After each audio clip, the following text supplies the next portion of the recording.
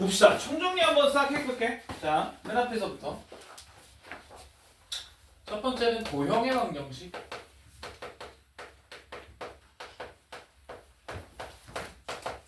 자, 도형의 방정식. 평면좌표. 맨 처음 들어가서 뭐 배웠냐? 맨 처음 들어가서는 두 점 사이의 거리. 그냥 앞에 맨날 그 차례를 한번 봐봐. 차례는.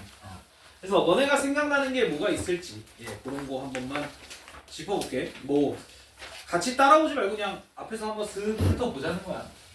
자, 평면좌표 뭐 배웠냐면 평면좌표에서 두 점 사이의 거리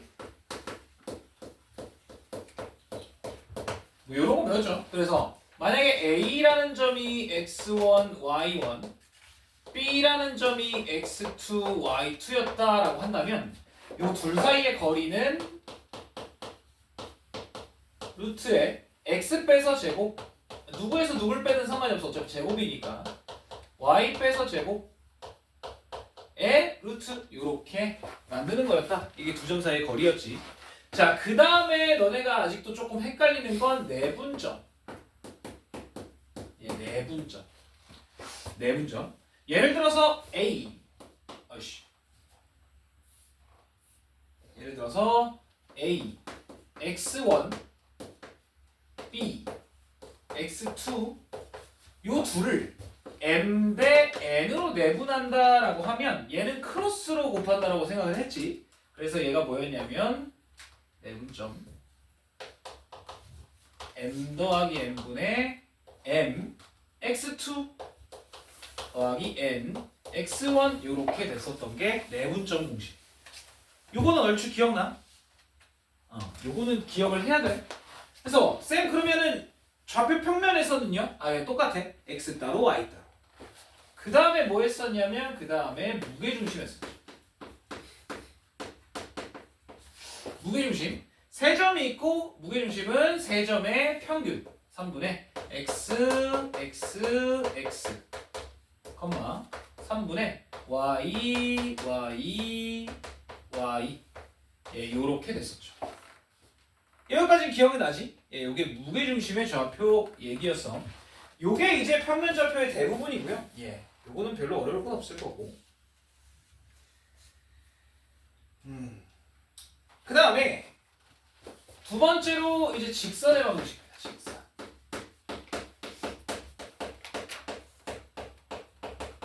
자, 직선의 방정식은 우리가 대부분 알고 있는 내용이기는 하잖아. 그래서 직선의 방정식 특히 이제 y는 ax 더하기 b라고 우리가 나타냈던 걸 뭐 ax 더하기 b a랑 헷갈리니까 mx 더하기 n 요렇게 나타냈던 걸 우리가 방정식의 형태, 는형의 형태로 요렇게 나타냈었다라는 것까지. 이것도 직선의 방정식이야. 이것도 직선의 방정식이고 둘 다 똑같아요. 상관없습니다. 근데 얘는 한계가 있다 그랬지. 무슨 한계가 있냐? y는 어쩌고는 나타낼 수 있지만 x는 어쩌고를 나타낼 수가 없었어. 그래서 얘로 우리가 나타낼 수 있었다라는 거.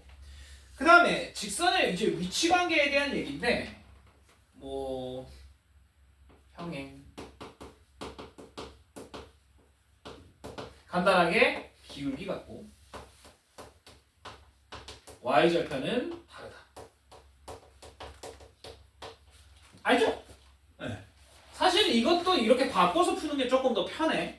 그 다음에 뭐 일치하면 두 직선이 일치하면 기울기 같고 y절편도 같고 맞지? 자, 한 점에서 만난다 라고 하면 기울기만 다르면 되지. 맞지? 자, 그런데 여기서 추가가 되는 게 하나 있었지. 뭐가 추가가 됐냐면 수직이라는 게 추가가 됐었어.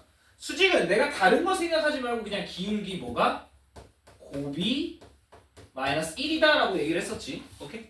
요거까지 기억이 나지? 요게 수직 조건까지입니다. 그 다음에 요 직선의 방정식에서 좀 중요한 게 하나가 있는데 뭐가 중요하냐면 다음 A, B 지나고 기울기 m인 직선을 우리가 한 방에 요렇게 쓸 수 있었다라는 거지. m에 대한 항등식의 형태로 x가 a이면 y가 b일 수밖에 없다. 되는 거니까 요거까지도 기억을 해줘야 돼. 이래야 뒤에 원의 방정식이 좀 쉬워지니까 이렇게 얘기를 했었고요.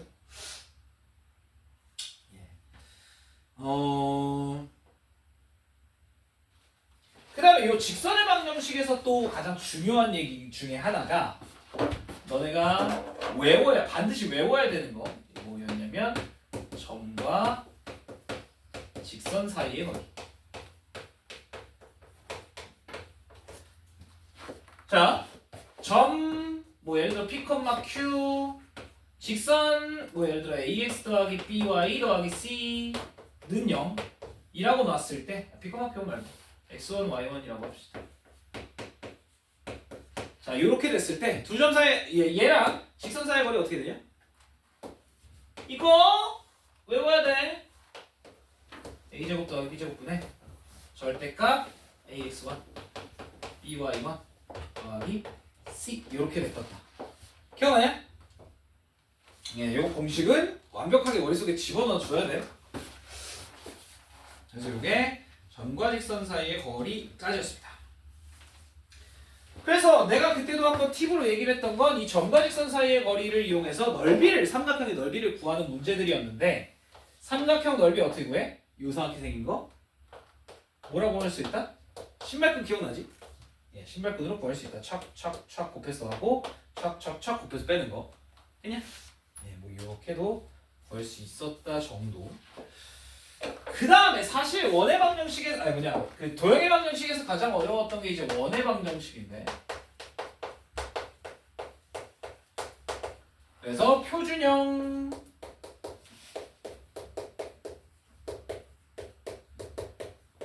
이게 이제 표준형 일반형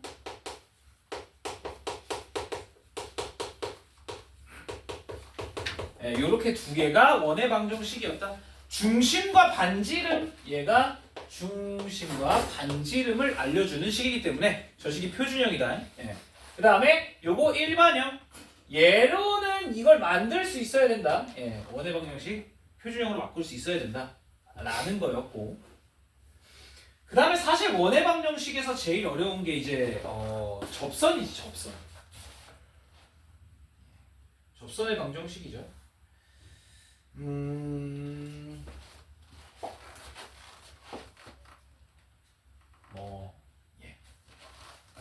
접선의 방정식.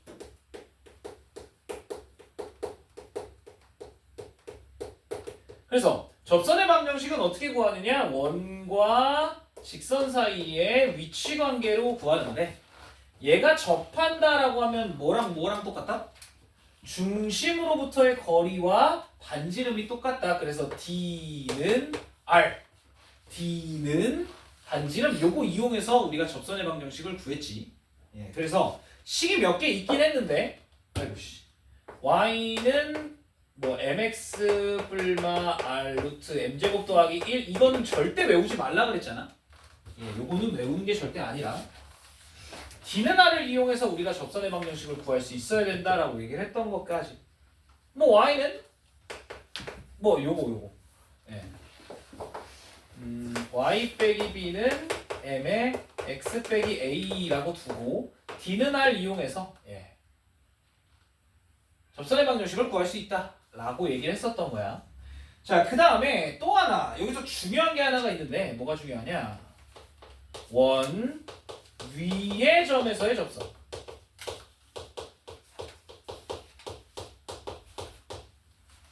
원 위의 점에서의 접선 어떻게 구했냐?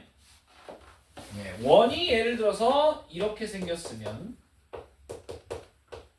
위에 x1, y1에서의 접선이라고 하면 x 하나 바꾸고 y 하나 바꾸고였어. 그래서 x 하나 바꾸고 y 하나 바꾸고 이런 게 있었고요. 또 만약에 이렇게 표준형의 형태였다라고 하면 위에 x1, y1에서의 접선이라고 하면 얘도 마찬가지로 똑같이 x 하나 바꿔주고 x1 빼기 a 그대로 x 빼기 a는 원래 있었던 거고 그 다음에 y1 빼기 b 그 다음에 y 빼기 b r제곱 요런 형태로 만들 수 있었다. 그래서 원 위의 점이다 라는 얘기가 나오면 얘는 x 하나 바꾸고 y 하나 바꾸고 였다 까지 기억나? 예, 요렇게 했었다라는 거, 예, 그 정도입니다.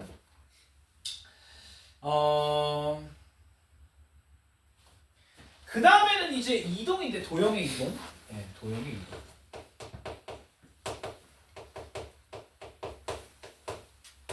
이동은 뭐 사실 크게 어렵진 않아. 예, 도형의 이동.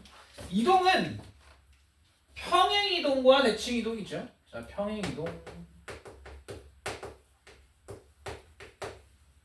평행 이동.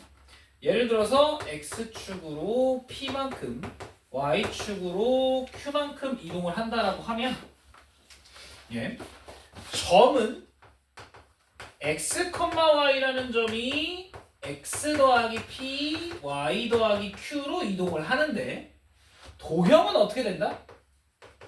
도형은 x 대신에 x 빼기 p, y 대신에 y 빼기 q가 들어가야 얘가 성립을 한다라는 거였지. 그래서 도형의 이동에서는 요 부호 바뀐다는 거 이거 조심해라. 기억나냐? 대칭 이동은 쉽지? 대칭 이동은 쉬우니까 대칭 이동은 넘어갈게요. 예. 평행 이동에 대한 내용만 좀 잘 기억해주면 어렵진 않고. 그 다음 파트가 이제 집합과 명제에서죠. 예.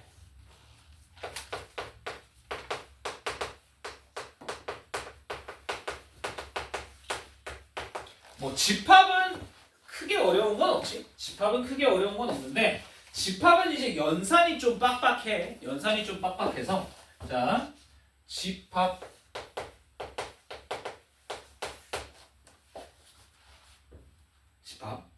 연산이 좀 빡빡한데 자 A 합 B 뭐 A 교 B 다 기억하죠? 그 다음에 A의 여집합 A 빼기 B 차집합까지 요거까지 다 머릿속에 있어야 되는데 자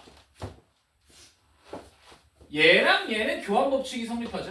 A 합 B나 B 합 A나 똑같고 A 교 B나 B 교 A나 똑같고 교환 법칙 성립, 결합 법칙도 성립. 근데 이제 얘기했던 게 분배 법칙이었지.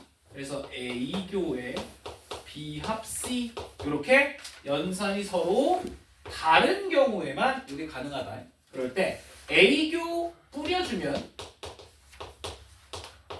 합 A 교 C 이렇게 정리를 할 수 있었다. 이게 이제 분배 법칙이었지.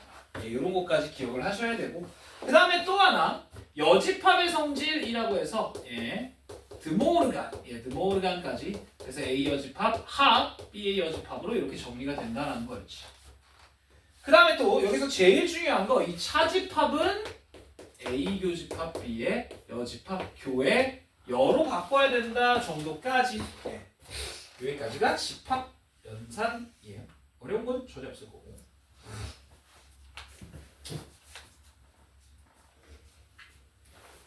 괜찮죠? 요것도 얘기를 좀 해볼게. 뭐냐?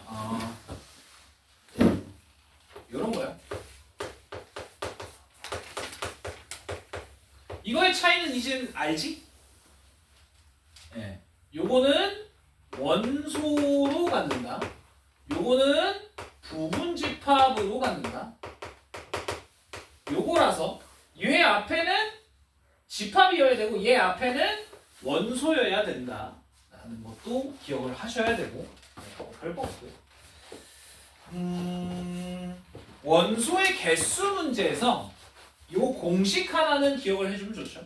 뭐가 있냐면 원소의 개수 A 합 B는 A의 원소와 B의 원소를 더해서 교집합의 원소를 뺀다. 요거는 가운데가 겹치니까 하나 빼줘야 된다라는 것까지. 여기가 보통 집합. 네, 여기까지가. 자, 그 다음에 두 번째 이제 명제인데 명제는 간단하게 좀 용어 같은 걸 좀 잘 기억을 해야 되는데 자, P이면 Q이다 라고 했을 때 요 앞에 있는 놈을 뭐라 그랬냐? 앞에 있는 놈을 가정 뒤에 있는 놈이 결론이었다. 뭐 이런 것까지도 당연히 기억을 해야 되고요. 만약에 이 P의 진리집합이 P였다면 not P 부정의 진리집합은 P의 여집합이었다 정도까지도 기억을 해야 되고, 원래 명제가 참이면 부정은 거짓, 원래가 거짓이면 부정은 참. 월명제와 원명제와 부정은 서로 참거짓을 따로 갖죠. 예, 나눠 갖는 거고. 예, 그 다음에 뭐가 있을까? 충분 조건, 필요 조건. 예. 그래서 만약에 P이면 Q이다가 참이면 우리가 이걸 두 줄로 긋는 거였고, 그러면 요 앞에 있는 게 쏘는 거 총. 그래서 얘가 충분. 그다음 맞는 놈이 P, 필요 이렇게 된다는 거였지. 기억나죠? 그래서 얘가 얘이기 위한 필요 조건이려면 얘가 이렇게 포함하는 관계여야 한다 라고까지도 얘기를 했었지. 맞냐? 예. 뭐 이런 거 말고는 크게 없을 것 같은데요. 명제 뭐가 있을까? 또 생각나는 거 있니? 대우. 자, P면 Q 이거의 대우는 not Q이면 not P인데, 대우가 왜 중요하다 그랬어? 원래 명제가 참이면 대우도 참, 원래 명제가 거짓이면 대우도 당연히 거짓이기 때문이다. 기억나지? 예, 요런 것까지도 중요하고요.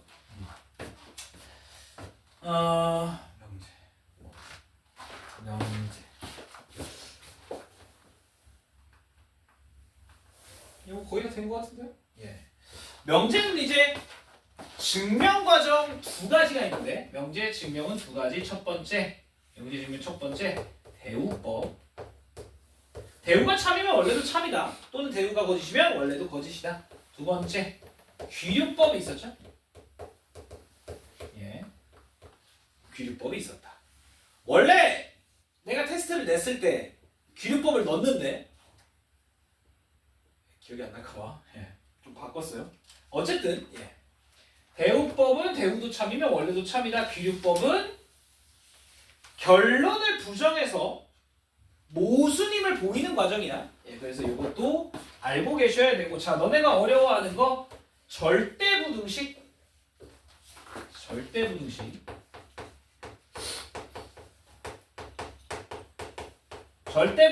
모든 실수에 대해서 무조건 성립하는 부등식.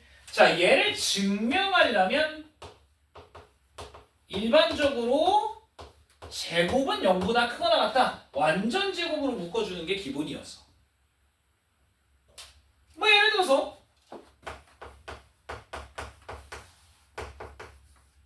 이거 증명해 라고 한다면 얘네 앞에 거 두 개를 완전 제곱식으로 묶어줄 수 있어야 된다는 거지. 그럼 얘가 4분의 3y제곱이 남으니까 여기까지 완전 제곱, 얘도 y의 제곱. 그래서 둘 다 0보다 크거나 같다라는 거였고, 이 절대부등식에서 빠지면 안 되는 거 등호 조건. 예, 이거 빠지면 안 된다. 그래서 절대부등식 존나 중요한 식 두 가지. 첫 번째, 기억나? 산술기하. 이거는 수원 수투에 계속 나온다. 산술기하 뭐였냐면 어떤 두 수의 합은 2배의 루트 AB보다 크거나 같다. 단 A와 B가 같을 때 등호가 성립한다라는 거였다. 원래는 2분의지. 네, 2분의 A 더하기 B가 루트 AB보다 크거나 같다. 요거까지는 기억을 하셔야 되고, 코시 슈바르츠는 요즘에 안 나오니까 넘어갈게요.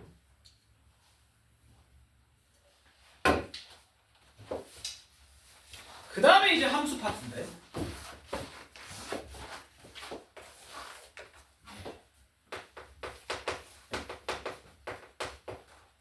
자, 첫 번째 함수가 뭐냐? 함수가 뭐냐 그랬지? 함수는 모든 x에서 다 한 발씩을 쏴야 된다라고 얘기를 했었던 거 맞죠? 예. 그래서 얘는 정의역, 공역, 그래서 여기에 있는 모든 원소가 한 발씩 쏘기만 하면 함수가 된다라고 얘기를 했었지. 그래서 점의역과 공역과 여기서 화살을 맞는 이놈들이 바로 시역이라고 얘기를 했었어. 여기까지 기억이 나지? 그 다음에 여러 가지 함수 뭐가 있었냐면 1대1 함수, 1대1 대응, 항등 함수, 상수 함수, 이렇게 네 가지가 있었다. 1대1 함수는 x가 다르면 y도 달라야 된다라는 거였지. 예. x가 서로 다르면 다른 걸 써야 된다는 얘기야. 근데 1대1 대응은 뭐였냐면 1대1 함수이면서 뭐다? 공역과 시역이 같아야 한다라는 것까지. 기억나? 1대1 대응이 왜 중요해? 1대1 대응은 나중에 역함수 할 때 1대1 대응이어야 하기 때문에 항등함수는 뭐냐면 내가 들어가면 내가 나오는 거고 상수함수는 뭐냐면 뭐가 들어가든지 똑같은 놈이 나오는 거. 이렇게까지였다. 자, 그 다음에 이 함수에서 또 나오는 게 합성함수와 역함수. 자, 합성함수 F서클 G. 기억나? F서클 G. 얘는 항상 바꿔서 먼저 써달라. 어떻게? F 안에 G가 있는 경우. 그래서 누가 먼저다? 뒤에 게 먼저다 라고 했었던 거 기억나지? 예, 이거는 뒤에 게 먼저. 자, 얘네들 자리 바꿀 수 있다? 아니, 막 못 바꾼다. 예, 못 바꾼다. 그 다음에 역함수. 자, 역함수는 F의 인버스라고 얘기를 하고 만약에 fx가 y다 라고 한다면 이거의 역함수는 f 인버스에 y를 집어넣으면 x가 나온다 라고까지 얘기했었지. 맞냐? 이게 역함수였지. x에서 y로 가는 함수가 f면 y에서 x로 가는 함수가 f 인버스 역함수였다라는 거. 그 다음에 몇 가지 중요한 거 합성함수와 역함수의 관계인데 자 F서클 G 합성한 거를 역함수를 취하면 순서가 바뀌어서 전개가 돼야 된다라고 했었지. 예, 뭐 요 정도입니다. 그 다음에 역함수가 되려면 아까 얘기했지만 1대1 대응이어야만 한다라는 거. 1대1 대응은 1대1 함수이면서 공역과 치역이 모두 같아야 된다라고까지도 얘기를 했었고 합성함수, 역함수 뭐 더 할 게 없죠? 예. 아, 그 다음에 또 한 가지 중요한 거. 자, F와 G를 합성을 했더니 X가 나오더라. 이게 뭔 소리냐? 어떤 두 함수를 합성을 했는데 항등함수가 되더라라고 하면 얘네 둘이 서로보다 F와 G는 역함수 관계다. 단 1대1 대응일 때만 항등함수가 되면 그렇게 된다라는 거였고 그 다음에 역함수 자체가 X와 Y를 서로 자리 바꾸는 거기 때문에 y는 x의 대칭인 그래프다라고까지도 얘기를 했었어요. 네, 뭐 요거 어려운 건 없고. 그 다음에 유리함수, 무리함수인데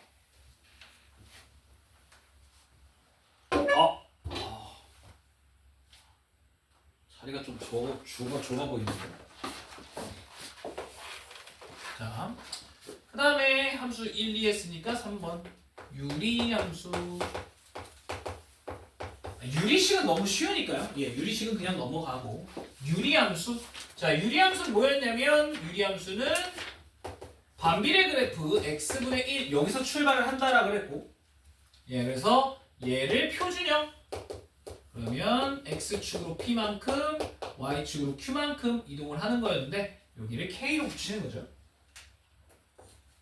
자, 그래서 유리함수는 중요한 거. 유리함수는 누가 존재해?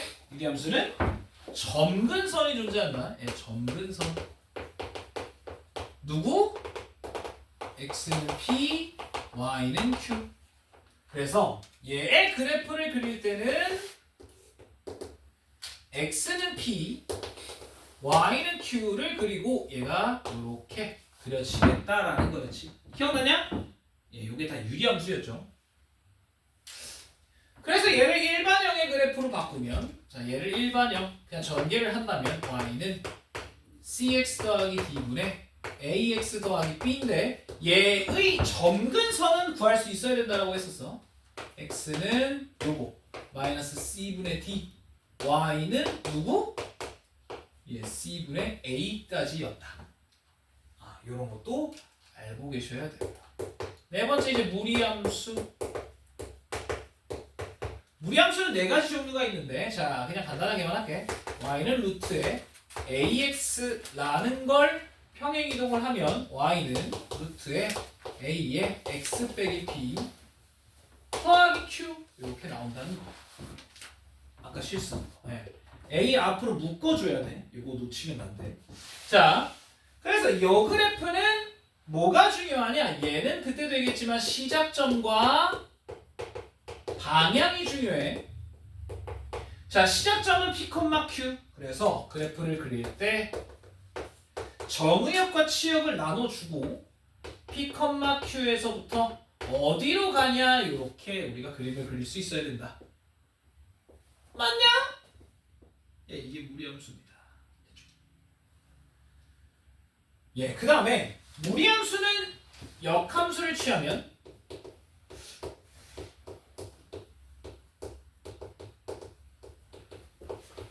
이차함수의 형태가 되는데, 무리함수는 정의역이 정해져 있지만 이차함수는 정의역을 정하지 않으면 이렇게 생긴 함수가 되니까 얘는 꼭 뭐 해야 된다? 반을 쪼개주면서 정의역을 정해줘야 된다. 얘는 정의역을 정해줘야 된다라는 것까지. 야, 30분 만에 총정리했어. 나 힘들어, 씨. 말 개 많았지? 맞잖아? 자, 사실은 우리가 좀 특수한 경우잖아. 우린 지금 특강이기도 하고 우리가 사실 그렇게 긴 시간 함께 하진 않았지만 정말 많은 걸 했단 말이야. 정말 많은 걸 했어. 물론 간단하게만 짚었지만. 자, 그러면 우리가 보통은 여기 집합까지가 중간고사 범위야. 여기가 일반적으로. 그 다음에 명제부터 뒤가 기말고사 범위란 말이야. 그래서 내가 어렵다고 얘기를 했던 게 일단은 첫 번째 여기 앞에서 원의 방정식에서 분명히 한번 막히게 돼 있어. 특히 요 접선의 방정식 파트. 예, 여기가 좀 많이 어려울 겁니다. 접선의 방정식 파트. 예. 그 다음에 집합은 뭐 크게 어려울 건 없지만 집합은 요 원소의 개수의 문제가 조금씩 어렵게 나오는 경우가 있어. 예, 집합은.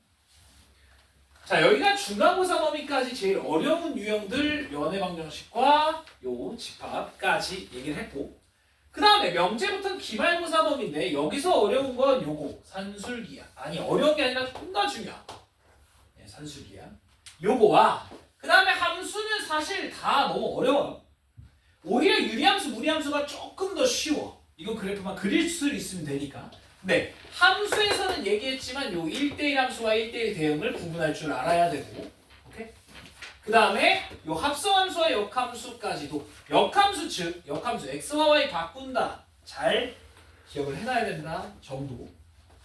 그 다음에 유리함수는 점근선, 무리함수는 시작점과 방향 요것만 찾을 수 있으면 그래프 그릴 수 있고 그럼 문제가 어렵지 않게 풀리겠다라는 거.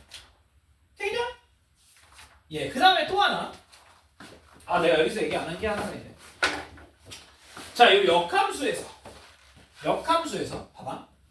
원래 그래프 y는 fx라는 그래프와 y는 f 인버스 역함수의 그래프는 무조건 어디서 만나냐면 y는 x 위에서 교점을 갖는다. 예, 요거는 반드시 기억을 해두세요. y는 x 위에서 교점을 갖는다. 얘네 두 개. 됐지? 자, 그러면 총정리 끝났고요. 예. 앞에서부터 내가 잘 기억이 안 났던 내용들이잖아. 내가 쫙 정리를 해주면서 와, 저런 게 있었지. 근데 기억이 잘 안 나. 거기 파트를 조금씩 더 봐주시면 좋을 것 같고. 그 다음에 저번 시간에도 얘기했지만 파란 부분은 최소한 채우자고. 오케이. 예, 그 주황색은 다 못 채우더라도요. 예, 파란 부분은 웬만하면 다 채워주시길 바라겠습니다. 예, 자 앞에부터 한번 파란 부분 싹 채워주세요.